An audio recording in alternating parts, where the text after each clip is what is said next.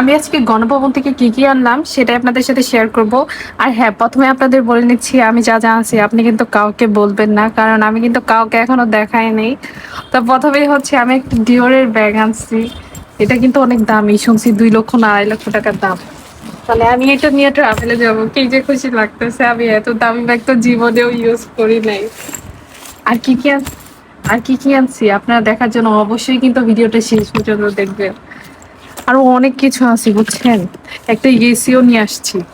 যাই হোক ১ম এ হচ্ছে দেখাই। আমার হচ্ছে আবার অনেক আইফোন চালানোর শখ। আইফোন না পাইলে কি হবে? একটা আইফোনের কভার পাইছি সেটাই নিয়ে আসছি। সুন্দর হইছে না? আমার কিন্তু অনেক ভাল লাগছে বুঝছেন। এছাড়া আরো একটা জিনিস আছে সেটা হচ্ছে চকলেট। চকলেটটা মেবি খাইয়া ফেলাইছে। তাও যাই হোক শেখ হাসিনার ইউজ করা বলে কথা। হ্যাঁ, রাইখা আসবো কেন? প্যাকেটটাই নিয়ে আইছি। পারলে ইটও নিয়ে আসতাম। সেই ইট দিয়ে যদি বাড়ি করে বানাইতাম। ইস! বড়লোক মনে হইতো।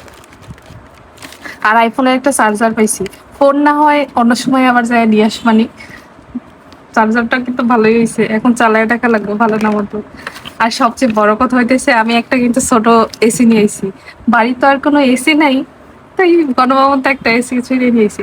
মানে এটা যে চালু করে কিভাবে সেটাই তো আমি জানি না। এটা দিয়ে মনে হয় করে। বাহ! ভালো বাতাসই তো হয়।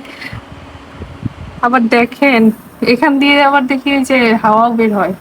বাহ! দারুণ জিনিস তো।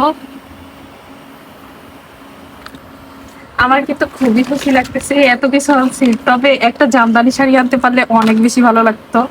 আপনারা বেশি করে যারা জামদানি শাড়ি আনছেন আমারে একটা সেন্ড করে দিয়েন।